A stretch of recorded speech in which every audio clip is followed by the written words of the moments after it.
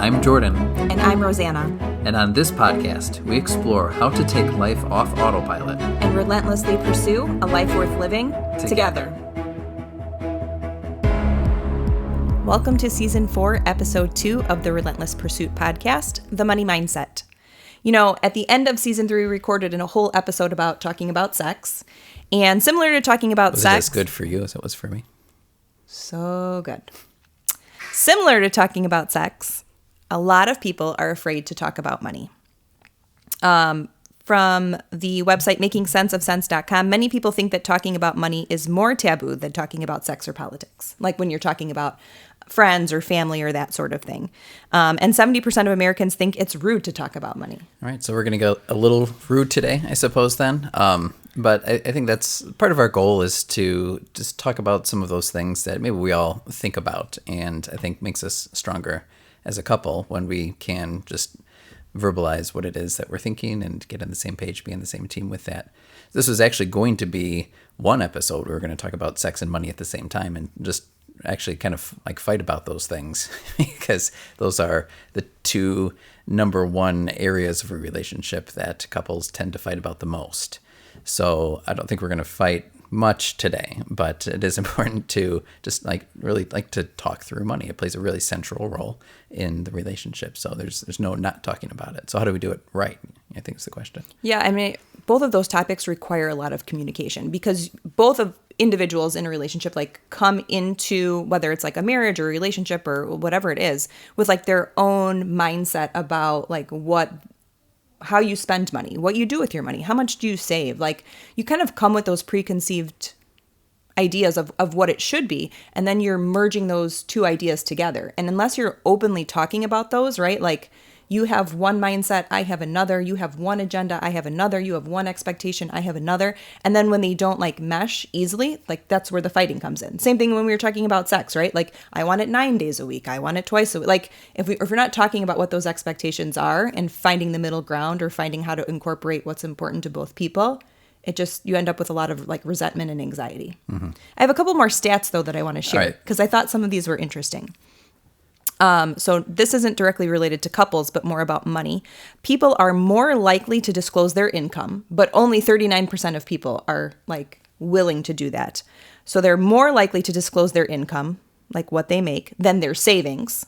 Only 30% of people would be willing to talk about that. The savings, yeah, I think that might be a more telling number, right? Here's what I did with my money, for better or worse, is kind of what the savings indicates. And then only 29% would be willing to talk about their debt.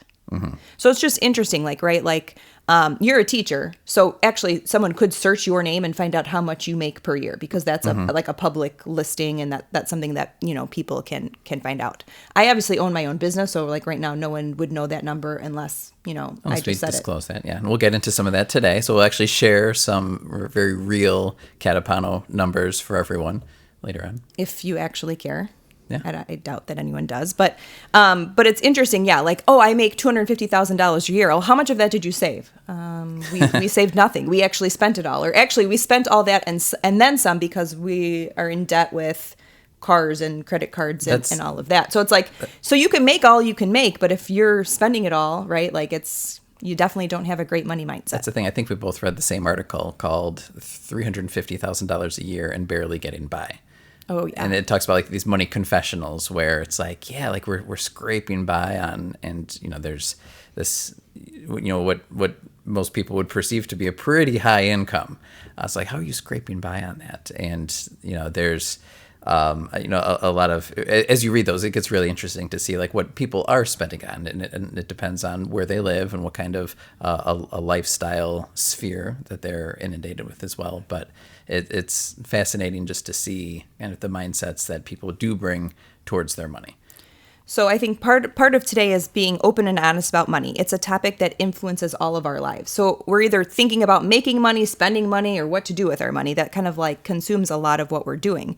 But a family who has regular money talks and budget meetings is more likely to be financially successful and happier than a family that doesn't. And so that's not even just the parents. That's bringing the kids in. Because a survey done by Fidelity said 43% of people don't know how much their parents earn.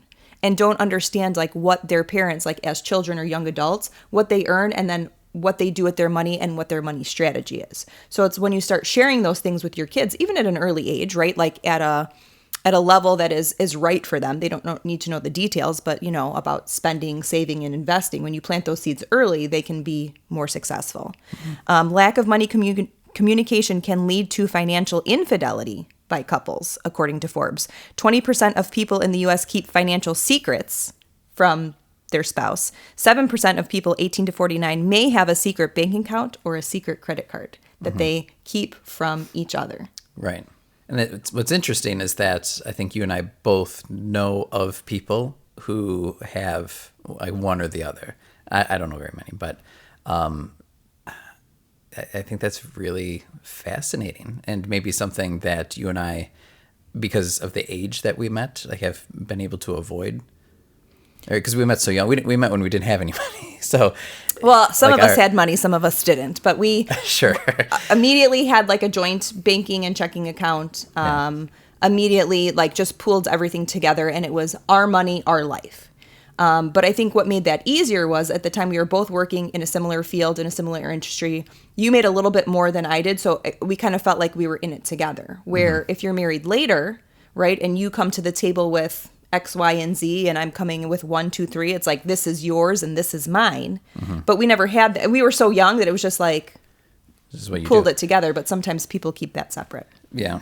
So we'll explore that a little bit more too. I think that's really fascinating, though, that within relationships, like people will have money secrets from one another too. I think that can that's a slippery slope. Like it can get real dangerous real fast. So one of the questions, I have several questions kind of about that for you that we'll get into too. Just like because I think we have a nice balance, but it's good to ask too, like to what extent can we make decisions without really notifying the other one? Yeah, or like who is in control of the money? Right. I have a couple of things that I wanted to throw into before we get to some specific questions, but I have this quote. Obviously, money is a huge source of stress in relationships. So this quote is from the APA. It says, compared to other touchy topics, couples' arguments about money tend to be more intense, more problematic, more likely to remain unresolved. Because it is one of those topics that intersects between like a lot of those things that you listed, our emotions, our backgrounds, and our expectations, right? We carry a lot of baggage, for better or worse, to the topic of money. And I think that the less money that there is, too, then the greater stress there is. I mean, that's just natural. So if we're starting to feel strapped, and then there's certain expenses or certain decisions that are being made, like those become, the stakes are just higher as well. And so those feelings are intensified. So there's a few questions that I found from, this is from an article from the New York Times where they spoke with like a money consulting expert. And there were 3 questions that this expert suggested that couples start with. And so we've been married 15 years now. So we're not exactly starting with this, but there's really no bad time to ask these questions, at least to recalibrate. So I'm going to share these questions with everybody, and I encourage you to, like today, just write these questions down, sit down and plan an hour, just like sharing your answers with your significant other and talking through these. And this can help kind of smooth the pathway, I think, for having some productive money-related conversations. All right, so here's these 3 questions, then we'll each answer them one by one. So the first question is, what did your parents teach you about money? The second question is, what are your financial goals? And the third one is, what are your fears about money? And those are some pretty heavy and can be loaded questions. Right. And so I think even the first step before having a conversation is like individually thinking about those. And I don't think that's just like a think about it, like read the question and then like fill in the blank. Like that might take some time to kind of like hash through a little bit. So that's not just a simple question. Yeah, because like especially that third one, like what are your fears about money? Well, maybe we've never articulated what those fears are about it. So that's why I said like plan an hour, and you and I will try to be a little bit more concise with our responses to one another. But let's just kind of think through that first. So I'm actually curious because we talked about this a little bit, but I want to hear a little bit more about that first question. So what did your parents teach you about money? My parents were very hard workers, right? Like we've talked about before that they came to this country, they were not born here. And so the reason to come here was to make a better life for themselves and for their family. And so I never saw my parents not work. My dad was blue collar, always worked like physical labor. He was injured once and then was out of that for a little bit and then went to like I don't want to say like a factory job, but something that paid significantly less and they were strapped at times, but like it was always about working hard no matter what job you had or where you're at, whether you were at the top or whether you were at the bottom. And for them, it was always about saving. They were always saving for a rainy day. Like if something happened, they wanted to know that they would be okay, right? That they had like a net under them that, like my dad worked in construction. So when construction is good and weather is good, you're working. And so he never said no to overtime. Any extra money they made, they didn't spend. They always saved it. And so I watch them always save their money. And I do remember a couple vacations as a family, but like they were not spenders. They were always like very conservative. And I know like even like friends and family of theirs would say like, oh, you guys never do anything fun or you don't like, but to them, it wasn't about like making money to spend it. It was about saving for something greater. Mm-hmm. And I'm thankful for that because my parents were able to help my brother and I go to college. Like we all, two of us are married and have had beautiful weddings and they really gave helped us get on our feet. Correct. Like, supporting us through that. And it wasn't about the money wasn't always for them. It was bigger than that. Mm-hmm. And they were always generous with others with like, whether it was like gifting or whatnot. And so for them, it wasn't a spending thing. Mm-hmm. But I do remember like as kids, being like at a toy store or being somewhere and like, how our kids do now, they like beg us for something, whether it's like chips or, Gushers or whatever. And my mom was always like, no, like, we're not going to have that. She was very like, just cautious. And I think that was good. She didn't give in to every whim. And we would say as kids, like we observed her like writing checks or using their credit card. We'd be like, well, that's okay. Because she would say, we don't have the money for that. Mm-hmm. And we would say, well, just use your credit card or just use your check. And we didn't get that like the money had to be there somewhere to write the check or use the credit card. We're like, well, just put it on the credit card. And so even now, like they always tell us those jokes. Like when our kids ask us for something, like, Jack wants, what does he want? Some kind of Xbox, PlayStation, something. And it's $500 and something. And he's like, well, just put it on the credit card. And it's just like, oh, just put it on the credit card. Yeah. But it wasn't that they didn't have the money, but they prioritized what was important to them and for them. They knew what they could do without, mm-hmm. and they oftentimes did. Mm-hmm. And so, but it was always putting things in a savings account, in a banking account. So it was like a very like traditional, like old school mentality of, it wasn't until later that saving for a rainy day. Yes. Right. That they maybe started investing in the stock market or like in mutual funds or things like that. And even more so like a little more recently with you and my dad in real estate. So like those are like shifts that they're even making now, but just pretty tight, I would say. Yeah. Yeah. I think that's good. I'd say similarly with my dad, different kind of job, but I never heard him complain about work. He'd complain about the people at work pretty regularly, but work itself, like, he would, like, he had a responsibility and he did it. So I think that's interesting that's the first impression that we both have is just the way we saw them approach work, not money, but the earning of it, right? That they were always there to earn. It wasn't Exactly. to be given. It was to be earned. Right. Money was, I would say, like in general, like it just wasn't really discussed at our house. And I think my parents were afraid that if they told us kids anything, then we'd go and, tell our friends and then someone else would find out about my parents' money. So to this day, I don't know how much my parents ever pulled in as income. But you can observe other things. Like I know that my dad would occasionally work part-time jobs. He had a full-time job.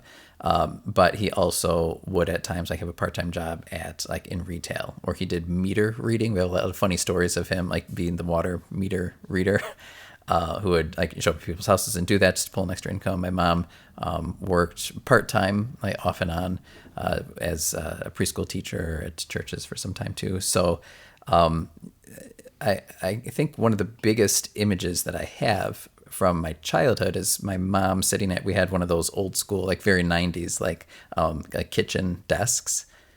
Yeah. And she had like this green ledger that she would pull out. And so like just No, watching her. not she had. She still currently has the green ledger. Okay, but at the time, as a child, my impression was that she had like a very sharp pencil to write a whole bunch of numbers, and she's huffing and puffing with a calculator, and then she'd get on the phone that was right there, and argue with the insurance company or something, and then hang up, and she'd go through all these like statements, and this is when you had to like balance your checkbook register and everything like that. So I would see her doing that, and that seemed to be the primary money related labor that I watched my parents engage in.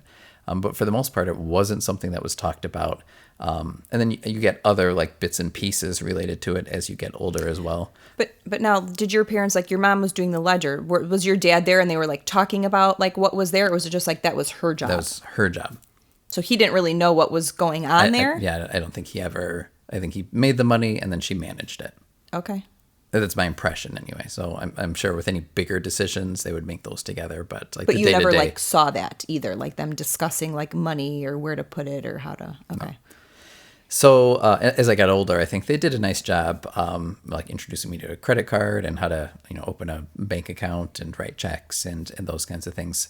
And so I feel like your basic like money management, like your budgeting and like not having credit card debt was, I think, maybe the most important lesson that I was taught, and I hope to pass on. Like, you use the credit card, you pay it off every month, and so that's it really. A lot. I feel like a lot that I've learned about money as an adult, I've learned since earning my own money and just trying to ask myself, what do I do with it now?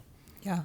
Well, and I remember, kind of like, and my mom worked sometimes part-time, sometimes full-time when we were a little bit older, but obviously my dad made more of the money. But I remember that my mom also managed the money, like in terms of like balancing the checkbook. And when my dad would work Saturdays, he would work Sundays. And so like that was really primarily her job. But I do remember them talking more about it. Like she'd be writing the checks or like, doing the bills. And they're both aware of like where the money is and how much is there and how much is being spent. And even like recently, like, they still do their bills, kind of like old school together, and they mail them with the stamp and all. The online bill pay is not for them. But what's like interesting is they're constantly talking about it. And then he's also like, well, why did you spend money here? Like he's asking about it. And so not that they fight about it, but it's like, well, why are you spending money on that? Or like, do we really need this? Or they're like usefully skeptical about where the money's going. Correct. Like, they don't really trust anyone. So it's not like a smoke and mirrors. Like my mom's like ordering stuff and my dad doesn't know about it. Like he knows, he might not. He's maybe grumbling about it, but like, but there's communication there. Yeah. And so it's interesting to kind of see that too. All right. Of course, every dad lesson related to money has to do with like lights and fans. Like I'm the same as my dad, and I'm sure your dad was the same too. Like if someone's like ceiling fan is left on, we start like yelling about it. We can't afford to have, nobody's in this room right now. Turn this off. There's a money lesson right there. Okay. Second question. And let's try to be a little more straightforward with this. It says, what are your financial goals? I'll go first. Okay. I was going to say cricket. My goal, I picture myself like as a grandparent. And so, we're old enough that we're past our prime, but we're not dead. But we have, is that like 65? But we have grandchildren. I would like to be in a financial position where we can contribute handsomely to our grandchildren's futures, like helping to pay for their college and for their weddings and to help them get on their feet. So not just our kids, but even our grandkids. Yeah, well, even more so our grandkids than our kids. So I think there's a lesson. I think part of the lesson is like I want our children to learn how to earn and save and to invest and make those decisions as well, so that they can even be. So I guess one of my financial goals is to be savvy enough that I can teach my kids how to be as savvy as I am, and then they can learn a little bit more. Like I want them to show me things by the time that they're our age. Okay. But then like to be comfortable enough that we can be like, like we've got these grandkids now, like we have enough to really help fund their futures in a way that I think it would help our own children, because they're not as saddled with having to fund their own children's futures. But I think that would be something that's great. I don't like the house we're in now. Like I'd love to stay here. I'd love to pass away in this home. Right. So I'm not envisioning like some, mega upsizing or downsizing. Even like with, when you think about like vacations or, like I don't have any like lavish expenditures in mind, but I want enough to be comfortable that if we desire a given purchase that we can have that, and then to be generous with it as well. So so along with that generosity, I'd like to like increase in our generosity as we get older too. I think we're even maybe a little bit behind where I'd like to be in terms of that aspect of our money, but that's something that I like to do. And I guess my goal, and this relates to the third question too, is I want to stand on my own 2 feet, which we do, but I want that to like continue to be the case rather than feeling like, I need help. So do you think that just this last one that you're talking about, and there's other things that I would ask more questions about, but this last one about being able to stand on your own 2 feet, do you think that that's a you thing, that's a guy thing? Because there have been times like over the years where like your parents have wanted to gift us with money, or have said like, oh, I know you guys need this, like we would love to help you with that. And you are very adamant about like, I'm a grown man. I pay my own mortgage. I raise my own family. I don't need money from you to do these things. Right. Is that like And they're being very generous. There's really nothing wrong with their offer. But at times it's like, well, like we'll give one practical example. This was years ago, but my sister did a destination wedding, and my parents offered to pay our airfare, and we were like, I think both working, like no kids at the time. I'm like, I'm an adult. Like I can pay for my airfare. I appreciate the offer, but I do by self is kind of the mentality here. Like our 3-year-old, right? So I don't know, and maybe other people can sympathize with that. And I guess I don't want to be so quick to be like, oh, like yeah, like mommy and daddy still. Well, I don't think that you should ever expect that someone is going to like pay your bills, or like, I'm going to wait until my parents pass away and leave me a ton of money someday, and then I'm going to do X, Y, or Z. I don't think that should ever be the expectation, but I think part of like knowing your finances and the wealth that you want and the wealth you need, like you have to be able to accept gifts from people, just like we generously gift people for a number of reasons. Like, so maybe that's something money-wise you have to work on, is like being able to, you can I think finance and facilitate your own life, but you can also accept gifts from people who love you as well. Yeah. I think there's a difference between receiving a gift, but also like asking for help too. Okay. And so I think it gets very nuanced with like what the kind of help that you're asking and to what extent and whatever. But, I just want to be like, if this is the life that I want, then I need to be able to fund that. Yeah. Rather than thinking this is the life I want, but it's incumbent on someone else. I'm hoping and praying that other people are going to fund that for me. Exactly. I don't think that's appropriate.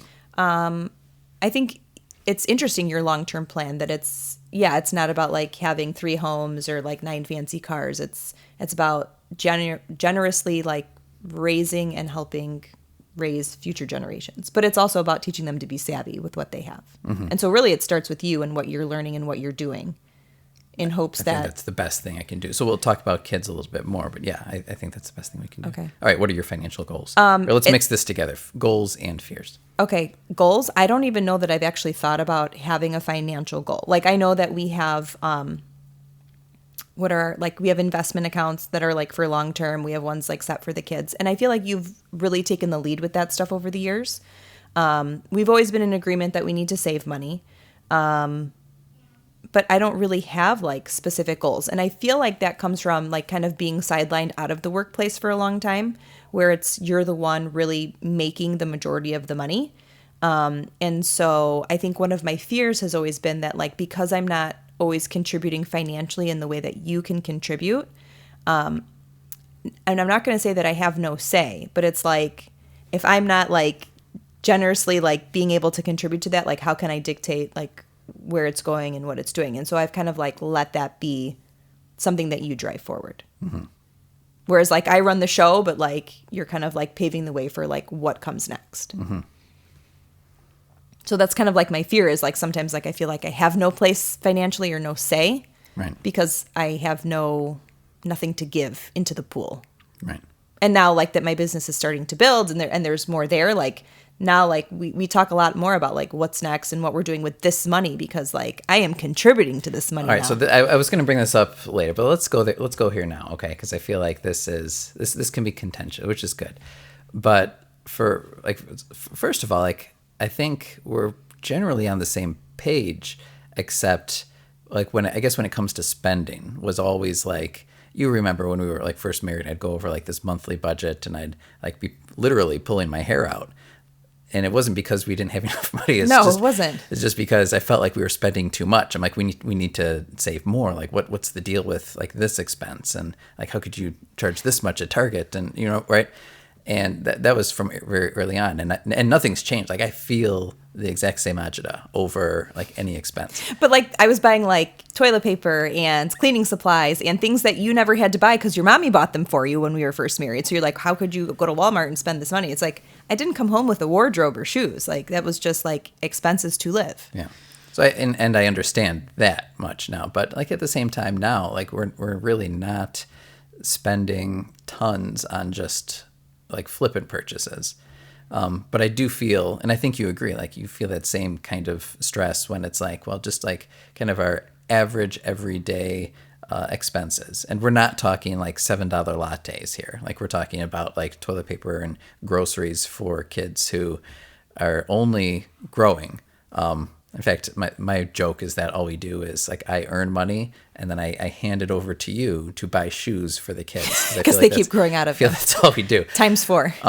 But, and then I think with like the bigger picture, and I have driven that a little bit, but like it's always been our money and not, but I wonder, but that's like, my own baggage have you where felt it's like it's because I am not right? Like I don't have a full-time job where I'm making as much or even a little bit less than you. It's been that you're carrying the family, which comes with a lot of stress and responsibility on your part. And anything I've made has always been like a great supplement to like fill in the gaps. Even when we've had, things not go our way in certain situations, and right, it was like enough just to like fill in the gaps. So it's hard for me even now, like that money, like, if I need something or even if I want something, like that I acknowledge that I want this and I want to buy this, like unless like I have like a tip from like a great wedding or something, like I almost feel like I do not have the right to take out the credit card and buy something because it's like I haven't earned it. Mm-hmm. Even though you're like, no, this is our money. Like you need pants, buy pants. You need this, but like it's like because it's like not my money, right? Like this old mentality of I used to make my own money, have my own money. I'm contributing financially. I can buy the pants. Yeah. Now I like, babe, I'm gonna go to the store today and I need some pants for work. And you're like, why are you asking? Right. Because like I feel like I'm not a work band. That's a business expense. It's a business expense. It's a write-off. You just write it off. It's write off. Yeah. And I think like the like daily necessities is like you should just like, as long as it's not like this extravagant, quote unquote necessity, like then we should get that. So I feel like we're on the same page with that. So it's almost like your own fear is holding you back from that. Correct. I also, I guess our audience should know, like I tend not to spend very much money on myself at all anyway. So I'm not buying pants for myself. No, I literally have to go to the store, buy the pants, hang them in place of his old pants, and throw away his old pants when they no longer fit. Or like you're not a stuff person. I've called you a minimalist. Even the things I want, like I don't feel like I want like mats, like workout mats for the basement instead of the rug that I've been working out on. And that's not super expensive, but I haven't pulled the trigger on it because I'm like, I don't need this. So why would I spend whatever? It was like $150. And then why would I spend that on it? Right. And I've even tried to gift those to you and you're like, just don't buy it. Yeah, just leave it. Yeah. But I mean, yeah, you can talk yourself out of things. But I mean, in some ways, I feel like that's good for us and it's good for me. It's like, do I really need this? I'll let things sit in a shopping cart on a website for forever and be like, do I really want it? Do I really need it? Like, right? Like, because we're constantly asking ourselves that, like, is it something we need to spend money on? Is this going to bring us closer to our financial goals? Is this going to keep us from building something else or doing something else, right? Like you've got some goals financially, like even with some real estate, like additional properties for investment purposes, right? For the purpose of Just like adding to the pot, right? I don't want to spend it. Right. So like what we have invested in these other homes, like we're not taking that money out monthly to spend it. Not on cars, not on vacations, not on the kids, not on ourselves. It's there as like a different kind of savings for the future. And so like, people would be like, oh, well, you've got we don't use that. Like that's what it's for. Like we're funding a future for our kids and for their kids. And so, yeah, I mean, it does. It keeps us reined in a little bit. So, and I've mentioned this before, there's a few, especially like in my 20s, like there were a few like books or just kind of influencers related to money that I paid attention to. It's a little cliche, but like reading Rich Dad, Poor Dad, like can really change my perspective towards money. There's another book we have called The Millionaire Next Door, which basically said like most Americans become rich not because of what they earn, but because of what they don't spend. Was the basic premise of that. So most millionaires, you may know more millionaires than you realize because they're like, they don't spend a lot of money. They're not the ones in the flashy neighborhoods with the flashy cars. Right. You're less likely to find millionaires in the neighborhoods that you think. Because there's a lot of expenses that go along with trying to maintain the facade of being rich. So that influences me a lot. So the more we don't spend, the happier I am. Oh, 100%. Right. I've seen that. Like, I think you very much carry that where you're like, how much are we spending? I'm like, how much are they eating? There's 4 of them. Like at this season, like look, if you look at what's on the credit card, these are not like fun purchases. But, we had a conversation with friends about that where it's like, just because people live in this neighborhood and drive this kind of car, most of them are not as well off as you think. There's like this facade about money, about like what you have and what you're doing with it and where you don't have it and where the debt is. Right. And so, we're not trying to put out a facade. So as any of you are listening are thinking about we're obviously not giving any advice, but really just talking about ourselves. And hopefully in some of this, you can maybe think about what your approaches to money are and maybe the next step or the next conversation for you. All right, so we'll get into some specific Catapano numbers here in a moment. But before we do, I actually made 2 money decisions recently without consulting you. And I feel I don't think you would care. I was going to tell you, but then I'm like, well, as long as we're recording, I'll just save it for the podcast so that she gets freaked out. Go ahead. No, you won't get freaked out. Okay, so the first one is it's actually an unusual decision. So I don't do this, but I did it anyway recently. I took a few $1,000s and just put it onto I bought a specific stock with it. Okay. So Tesla? No.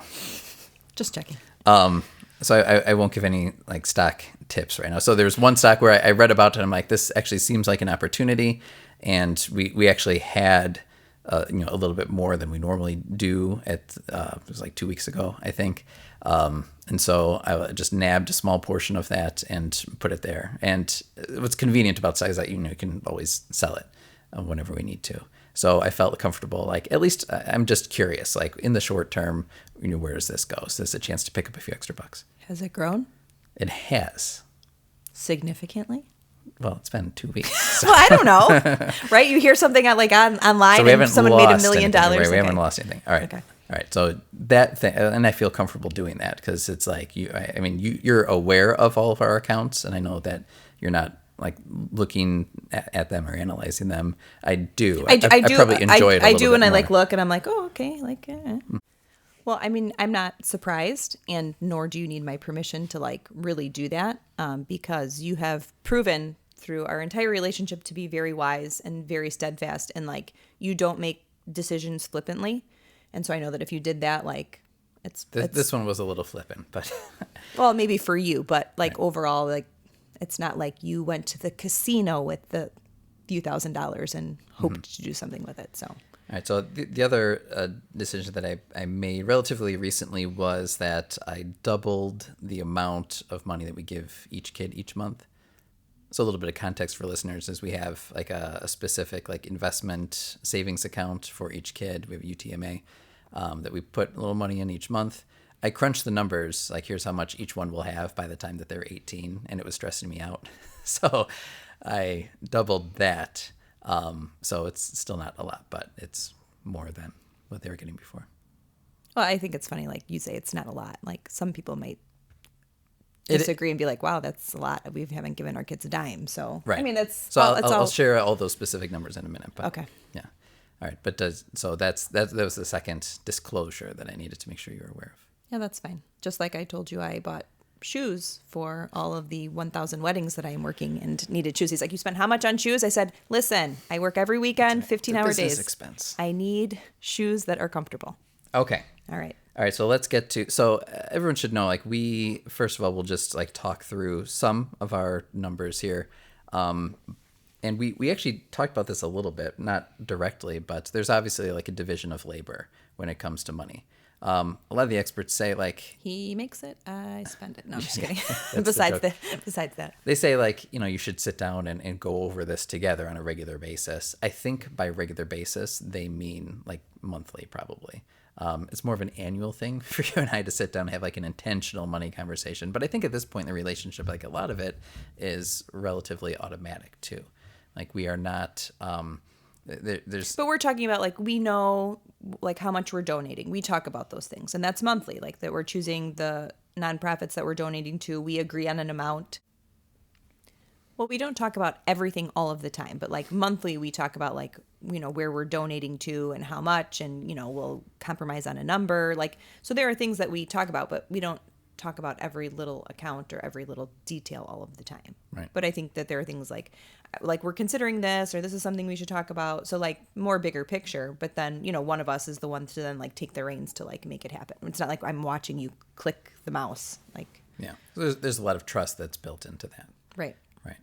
And I appreciate that too, because we kind of know like what the rules and the expectations are basically. If we have these bigger goals as a family, right, not blow all the money, but actually work towards something, then we can make those decisions together and then just kind of operate. Yeah. And one of the things I love / I'm not going to say hate because it's not hate, but like you're so good about being very patient and playing the long game. And I think if there's anything in this conversation that's important for people to hear is that like a money mindset and money and family and whatever, it's a long game. Mm-hmm. And so like even things around the house, like, and what we can do and how much we can allocate per year, like, sure, like we need to do this. And you're like, okay, like, let's listen. We're not going to spend everything we have doing all of these things. We're going to do them one at a time. And so, whether like last year we did our deck and like right away I wanted to buy like new patio furniture. And you're like, we just spent a lot of money on a deck. And so like spreading out those purchases, working to those purchases, like, mm-hmm. like doing the things that need to be done. Like the deck needed to be redone for safety and, that kind of, and then letting the things that are extra be extra when we have mm-hmm. more room. Yeah. And then we kind of it's fun to like haggle over like what exactly is a priority. Right. Versus a luxury. Is there a hole in it? Is it broken? It's not a priority. It still works. That's fine. It's not hurting anybody. Okay. So here is the kind of accounting report as of today. So I'll just share with you.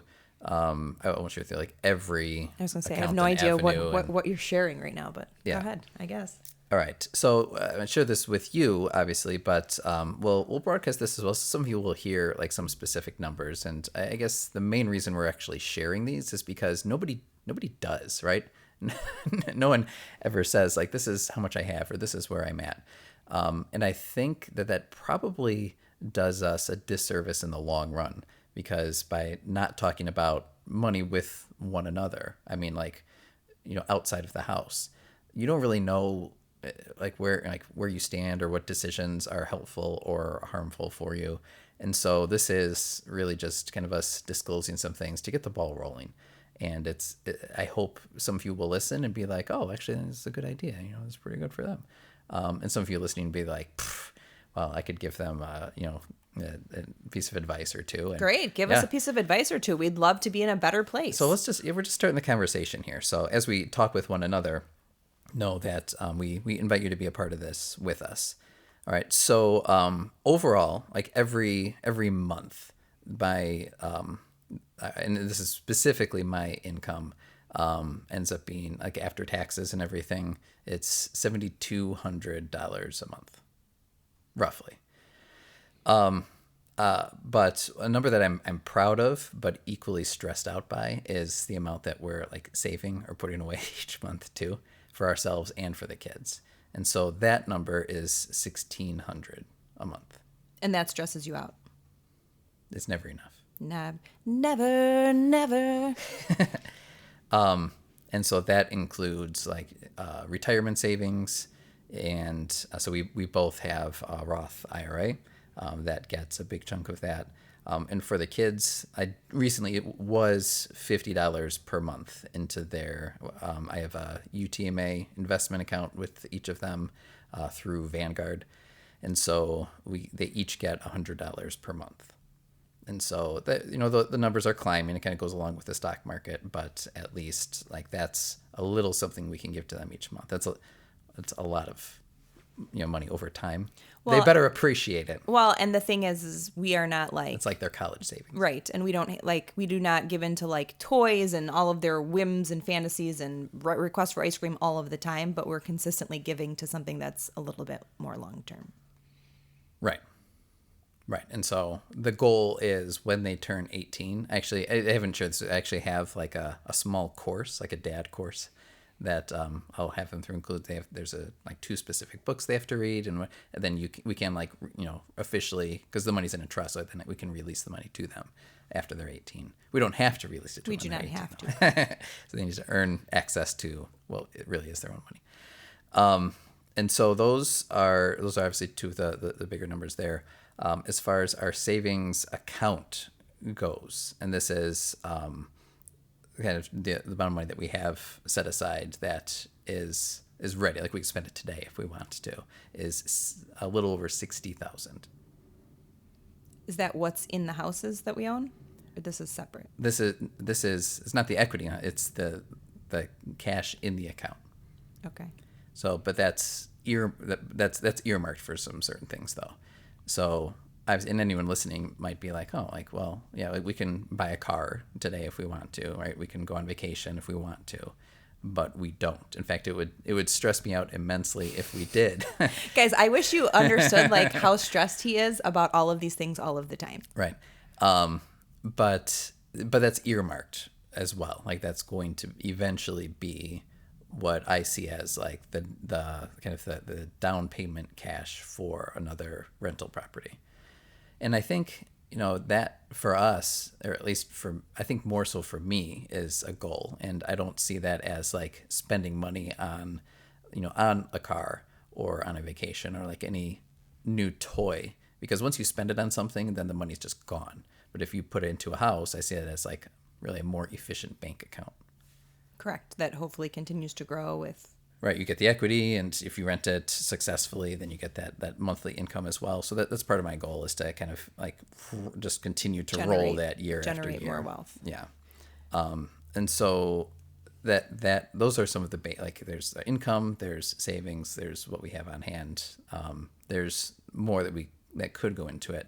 So the last thing I'll say is that we have in our monthly budget a number that kind of a limit if our budget were to work out precisely as it's fine-tuned to. How you would foresee it going if our kids did not eat or grow. There's a limit for what I just call the credit card expenses, which are like the household expenses for food and for... it's groceries, gas, whatever. Right, for those day-to-day things. On top of...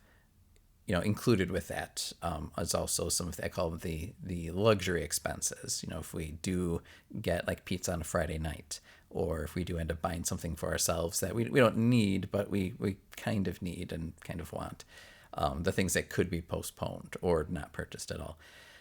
So anyway, the number in our budget for all those kinds of expenses. So does not include utilities. This does not include like mortgage or insurance or anything like that. That number is $2,500. We exceed that number every month. Sometimes substantially, but like strategically, like you buy patio furniture, it's like, okay, we could swing that this month. That's going to put us like, way out of, what we normally have budgeted for, but we have the money. All right, we'll go ahead and do that. Right. We have the money because the $7,200 does not account for anything that I make. Right. And so we don't usually actually like that kind of just pools. And we don't like use that as like spending. It's kind of like this extra. So sometimes that goes directly into savings, chunks at a time. And sometimes it helps offset, patio furniture or something. And so, yeah, I mean, it's there and we have it, but it's not always, I don't make it and then I burn it right away either. Right. And so I think that's the main thing for us like to pay attention to is like the biggest opportunity to make more money in a sense is to spend less money. Is to spend less, right? And so that's what I'm like it's predictable every month. Like you get the credit card statement and I'm going through it and I'm like, oh, like how does this add up to this amount of money that is now over budget? But you've looked at it and you're like, yeah, none of these are big purchases and none of them are for like fun things. You're just like, okay, this is the cost of life. Right. So overall, like we're working pretty well like towards those goals that we have. But I think it's just to continue like playing that game of like how much do we spend on certain things, and then how much can we not do it, and not to be cheap, right? We're still going to go on vacation this summer, but I think of wine, for example. I really like going to the wine shop and like just trying different kinds, and I haven't done that in a long time because I also can't stand looking at like, oh man, this is like $60 there. So like a ridiculous purchase. I just drank it and like what happened to it? Right, then I beat myself up over it. So that I think more just like as I look at the status of things, like things will only get tighter as the kids get older. Their needs and their expenses are going to become like more challenging to fulfill. So we just have to become more strategic with that. Yeah, like our $7 Costco bottle of wine. Done. Or no wine, right? No wine. Okay. But in some way, like, and this is probably what gives me stress sometimes is when I do want to purchase something, like, I know that you're so like, budget, like, and that's good, right? Like if we were both just like buying things left and right, like we'd have no money, we'd be in debt, but we have zero credit card debt. Neither of us have ever had credit card debt. We've never had to pay that off. Like that's great. But I feel like your influence keeps me a little bit more on the straight and narrow. It does make me afraid to purchase things for myself, which is silly. But I think that's also good. It's like, do you really need that, Rosanna? Like, no, I you know what? I probably don't. But, we do need a car. And so that's like one of the conversations we're having right now, like with our 14-year-old Honda Civic that is, so it's on its way out and, we have to make a decision. But even now, like as we buy a new car, are we going to buy a $90,000 car? No, actually, Jack suggested, he's like, why don't you just get a BMW, Dad? I'm like, well... Yes, that's always been a dream of mom's, but yes, right. Not... That was a great conversation. I was like, well, I can, but do I actually need that? I mean, as far as cars go, like I really don't envision like a real fancy car. No, never. You are very not fancy. Until I blow it on my GTO. Your GTO. Okay. She will be 9. Oh, yes.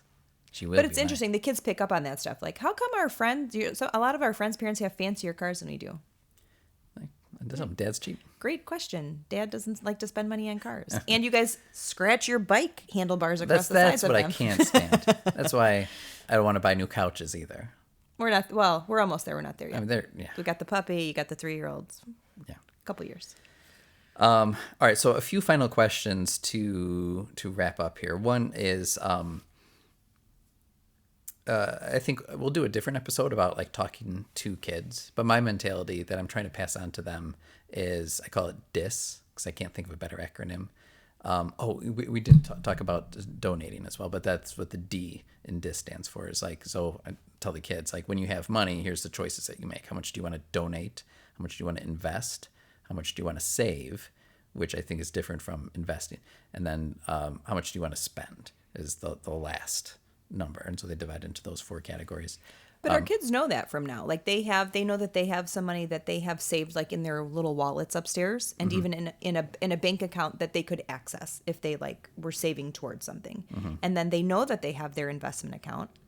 And they know that when we flipped a house a couple years ago, do you remember they gave you money that they put into the house and that you said that you would, if you made a profit, you would return it that same percentage of what the profit was and give that back to them. And it was, I mean, our kids were small. They were like, they didn't really understand it, but hopefully they like those concrete lessons. So we'll talk about that a little bit more. So that's not really a question. One question though is, do you feel like your attitude about money has changed at all over our time together? Yeah, you know, and I think it was harder to talk about money when we were first married and we were younger. A year after we got married, we went to Italy for like 12 days. And it was a beautiful trip and we got to do it together, right? It was great.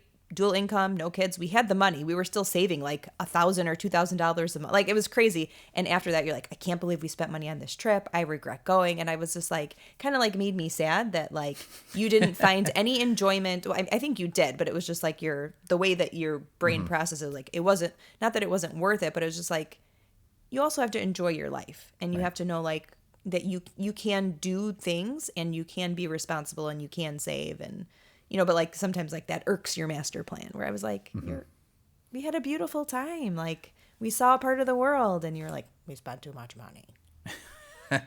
And I feel like I've changed like I've loosened up a little bit and I feel like I can more like really spend or enjoy something. And we do, like as you look around, like we really lack nothing. We lack nothing is correct. Right. And I feel very like privileged to be able to be in that position. And I guess that's what I'm afraid of losing as well. But that Italy trip was interesting because it still influences me. This is why we don't go to Disney. Is because I can't, like in a 7-week period, I can't imagine like plotting and planning and saving and kind of scrapping that money away for a trip just to see it gone in 7 days. I'm like, oh my God. So that mentality, I think it's good. Right? It is good, but yeah, I mean, it gets in the way sometimes. It's a balance. Too. So I've improved in that regard. But one thing I'm trying to do is like let's be let's be cheap in many areas of our lives, but then pick one area of our life that is important, and then just kind of spend relatively freely, responsibly but freely in that. What area. was that? Was that from a book you read or a podcast you listened to? I remember you telling me There's about a podcast that I listened to, and that was one person's advice, because a lot of people advise you like just be cheap everywhere. It's like, well, pick one area that's important to you. Like his example was sweaters. He's like, I really like fancy sweaters. So when I see one, I just buy it. I don't worry about it. That's not me. But I think I really like going out with you is one area that like if we're going to go somewhere, let's go. Let's get the nice appetizers and pay for the babysitter or whatever and not worry about it, because that's one area where I'm just going to spend and not think about it because it's an area that I value. For other people, it might be cars or it might be a vacation or things like that. Right, so. or gadgets or like Whatever. right, everyone's got their thing. So enjoy those things, but then you can offset those things in other areas. Right.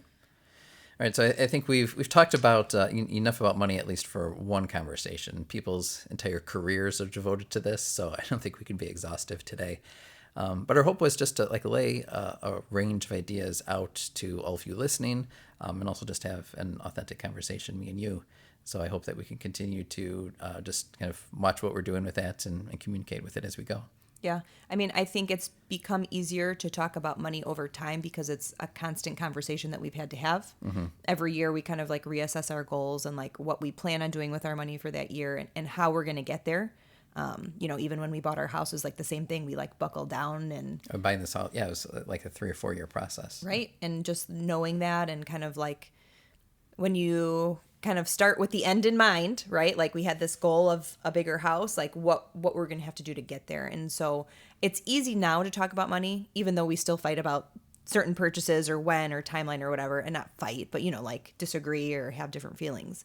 But it's because we do it so often. And so, it's kind of like that, the whole sex conversation too. It's like, how often are you talking about it? Are you assessing, reassessing? Are you communicating your feelings about it? And then over time, that's an easier conversation to have. Mm-hmm. I think the last thing that I'll share is that like it's good to talk about it with one another, but I really like talking about it with other people too, and maybe not like specific like dollar amounts in your account or anything like that, but it's been refreshing. Like there's certain relationships where you're like we're just a little bit more open with like those kinds of things that we're thinking about related to money, and I think there's a lot to learn from one another. So when we're not so secretive about it, then we can actually gain a lot from one another too. If there's one guy I know where that's like the only thing we talk about, and I saw him real casually yesterday at baseball, and I just asked him a question. I'm like, hey, do you know any property managers in the city? This was my question for him. So we're always talking about like money and real estate, and that's pretty much all we talk about with each other. That's okay. And I really like that. But you don't have that with other people. So I encourage us to not just like first and foremost talk about it more with your significant others, but I think like the sex conversation, like we understand more about who we are and what we want and how to achieve that based on the strength of the people we're networked with as well. Yeah. And I feel like too, like, yeah, even think about people in your own extended family. Because even with my parents, we've been like really blunt about like numbers and what we're trying to do, and they give us their take and their slice, and sometimes we agree with them and sometimes they don't. But it's nice to have like some input or to have someone like, you know, I thought about what you said, and yeah, you're right. You know, like it's good to have some confirmation or to someone actually even rag on your plan a little bit and tell you why it's not going to work and kind of redirect you. Yeah, it gets a little dicey with family though. So, but I encourage folks like seek out a professional or people who like financial counselors for families who can be very supportive, even just like friends, even strangers, or, where you feel a little bit like less, like the stakes are a little bit lower in that relationship. Because with family, then sometimes there's a little bit more baggage that comes with who has what. You know what? It depends on the family. It depends. So use caution. But we hope that this kind of cracks the door open for all of you as you are thinking through and talking about money matters and money mindset. And as always, we're looking to learn from as many of you as possible. So keep the ideas and the conversation flowing our way. And we look forward to many more throughout the summer. See you guys next week. Thanks for listening. Bye-bye. Thanks so much for listening to today's show. We hope you will use this conversation as a starting point for your own. We hope you're encouraged to think and act more intentionally. If you want to learn more, you can visit our website, therelentlesspursuitpodcast.com, where you can find notes on today's show, plus additional blog posts, and you can subscribe to our free members list. Please subscribe, leave a review, and share with your friends. Facebook and Instagram are two great places to connect with us for daily doses of our quotable quotes, behind the scenes, and real-time photos, videos, and challenges. Until next time, let us know how you are taking life off autopilot and relentlessly pursuing what matters.